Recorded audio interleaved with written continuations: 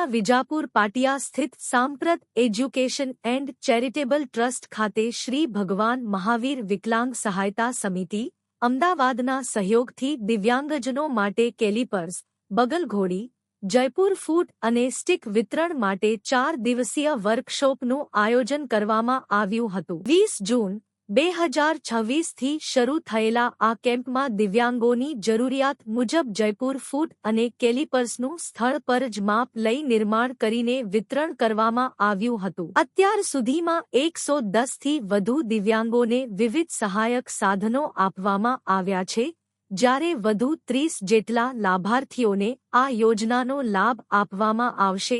આ પ્રસંગે જૂનાગઢ જિલ્લાના કલેક્ટર યોગેશ ચૌધરીએ ઉપસ્થિત રહી લાભાર્થીઓને સાધનોનું વિતરણ કર્યું હતું। ઉપરાંત સમાજ સુરક્ષા વિભાગના નાયબ નિયામક ડો. પ્રાર્થનાબેન સેરસિયા, બાળ કલ્યાણ સમિતિના ચેરપર્સન પાયલબેન પરમાર તેમજ શ્રી ભગવાન મહાવીર વિકલાંગ સહાયતા સમિતિના જગદીશભાઈ ઓઝા, પ્રણવભાઈ શાહ, ડો. જયમીન પારેખ અને તેમની ટીમ વિશેષ ઉપસ્થિત રહી હતી। સમગ્ર કાર્યક્રમને સફળ બનાવવા સંસ્થાના પ્રમુખ મહેન્દ્રભાઈ પરમાર તથા સ્ટાફે ભારે જહેમત ઉઠાવી હતી।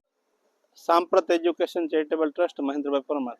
આપણી સંસ્થામાં છેલ્લા 4 દિવસથી આ ચોથો દિવસ છે। દિવ્યાંગો માટે સાધન સહાયનો કેમ્પ રાખેલ છે। તેમાં લાઈવ વર્કશોપ ઊભો કરેલો છે। કેલિપર્સ, પગ અને વોકર ને આ બધું અહીંયા લાઈવ બનાવી અને દિવ્યાંગોના માપ સાઈઝ પ્રમાણે સવારે બધા દિવ્યાંગો આવે, સવારે માપ લઈ અને સાંજ સુધીમાં એને બનાવી ફિટ કરી અને આપી દેવામાં આવે છે। દરરોજ અલગ અલગ અધિકારીઓ આવતા ત્યારે આજે આપણા જૂનાગઢ જિલ્લાના ચૌધરી સાહેબ કલેક્ટર શ્રી ઉપસ્થિત રહી અને તમામ કેમ્પમાં ઉપસ્થિત દિવ્યાંગોનું જે એને પૂછ્યું બધું અને કેમ્પનું નિરીક્ષણ કરેલું, સંસ્થાની ઝીણવટભરી તપાસ કરી, સંસ્થામાં ચાલતા કામગીરી જે દિવ્યાંગોને કઈ રીતે રાખે છે, રસોડા વિભાગ છે, બાળકોની અલગ અલગ પ્રવૃત્તિનું નિરીક્ષણ કરેલ, ફિઝિયોથેરાપી વિભાગમાં પણ સાહેબે તમામ નિરીક્ષણ કરી અને સંસ્થામાં ખરેખર સાહેબનો ખૂબ આભાર। સંસ્થામાં જે સાહેબ આવ્યા ત્યારે એમનો એક સ્વભાવ જોયો કે જૂનાગઢમાં ના કલેક્ટર હોવા છતાં પણ એક સોફ્ટ અને મૃદુ સ્વભાવના સાહેબ છે। સંસ્થામાં આવી દિવ્યાંગ બાળકો વચ્ચે પણ એમને ચર્ચા કરેલી અને સંસ્થામાં જે કેમ્પનો લાભ લેવા માટે આવેલા દિવ્યાંગો એમની સાથે પણ તમામ ચર્ચા કરી અને સંસ્થાના કામ વિશે ખૂબ સાહેબે પ્રશંસા કરી અને આ કેમ્પને સફળ બનાવવા માટે સાહેબે ખૂબ સહકાર આપ્યો। એ બદલ સાહેબનો ખૂબ ખૂબ આભાર।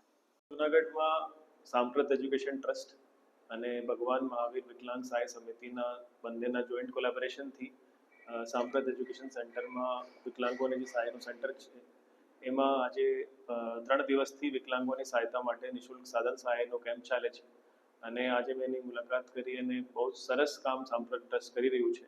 પહેલાં તો એની પાસે 87 બાળકો છે જે બિલકુલ સેરેબ્રલ પાલ્સીથી પીડિત હોય, ઘણા એવા છે જે બોલી નહીં શકે, ચાલી નહીં શકે, બેસી પણ નહીં શકે અને આ બધાની સેવા કરવાનું કામ જે સાંપ્રત ટ્રસ્ટ કરે છે એ બિલકુલ આવકારવા લાયક છે અને એવા કામ કરવાનું પણ બહુ અઘરું છે અને જેની હિંમતથી અને ઇરાદાથી કામ કરે છે એને હું ખૂબ ખૂબ અભિનંદન આપું છું।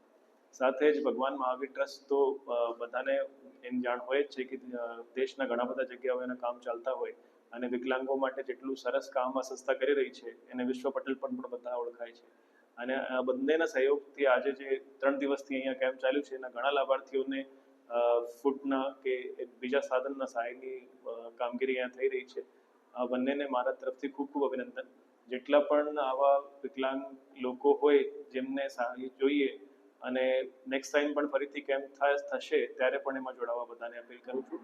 આપના આજુબાજુમાં પણ એવા કોઈ લોકો હોય જેને સહાયની જરૂર હોય અને એને સૂચના નહીં મળી હોય એના કારણે એનો લાભ નહીં લઈ શક્યા હોય, નેક્સ્ટ ટાઈમ જ્યારે પણ થાય આ બધાને અપીલ છે કે એવા લોકોને અહીંયા પહોંચાડો। બહુ સરસ કામગીરી બંને ટ્રસ્ટ કરી રહ્યા છે અને આ જ રીતે કરતા રહે એવી મારી શુભકામનાઓ। બહુ સરસ લાગ્યું મને અને પહેલી વાર મેં જોયું કે મને પહેલાં ખબર પણ નહીં હતી કે આ પ્રકારના બાળકો માટે સેન્ટર્સ છે।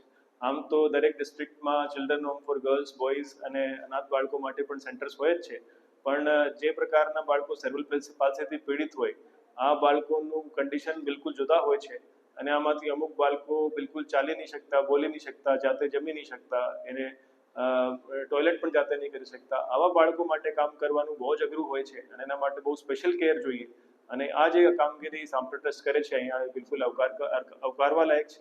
એવું સેન્ટર મેં મારા લાઈફમાં પાસ્ટમાં ક્યારેય નથી જોયું.